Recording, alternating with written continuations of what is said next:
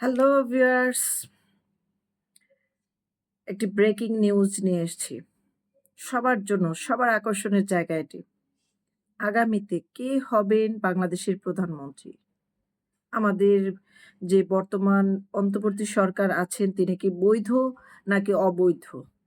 এবং আমাদের যে প্রধানমন্ত্রী ছিলেন শেখ হাসিনা, তিনি আসলেই কি পদত্যাগ করেছেন?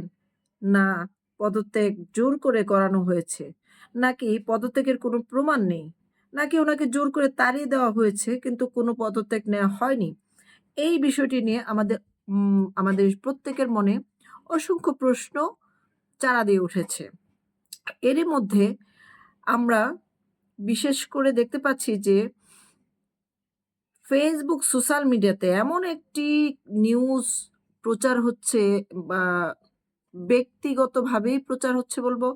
কারণ হয়তোবা বর্তমান অন্তর্বর্তী সরকার যেভাবে বিভিন্ন টিভি মিডিয়াকে নিয়ন্ত্রণ করছে, গণমাধ্যমকে নিয়ন্ত্রণ করছে, আসল সত্য প্রকাশ করার সুযোগ দিচ্ছেন না। তাহলে এই ঘটনাটা হয়তোবা সত্যি হতে পারে, হয়তোবা গুজব হতে পারে। কিন্তু অনেকেই পোস্ট করছেন যে এটি আল জাজিরা কর্তৃক খবর। আমি যে খবরটি প্রচার হচ্ছে আমি আপনাদেরকে হুবহু সেই খবরটি সংক্ষেপে তুলে ধরার চেষ্টা করব।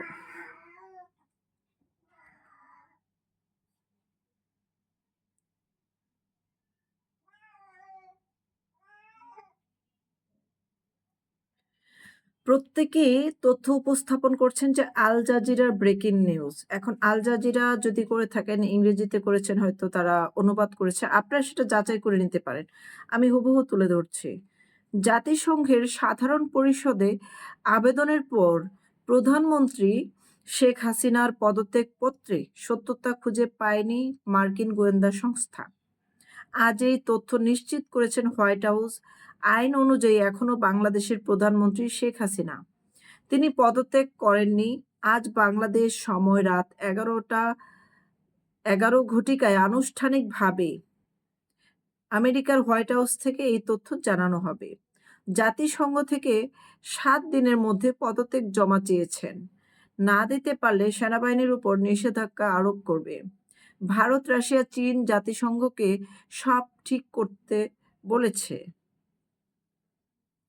জাতিসংঘ শর্ত আরোপ করা হয়েছে, সাথে সাথে অন্তর্বর্তী সরকার বাতিল হয়ে যাবে।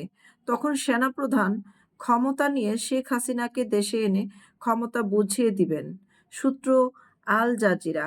আমি একটি ভিডিও পর্যন্ত পেয়েছি, আপনাদেরকে সেটা দেখাচ্ছি যে গোয়েন্দা সংস্থা হোয়াইট হাউস পর্যন্ত পৌঁছে গেছেন, তাদের একটি পৌঁছানোর ভিডিও মানে পাবলিক হয়েছে, আমি সেটা দেখাচ্ছি।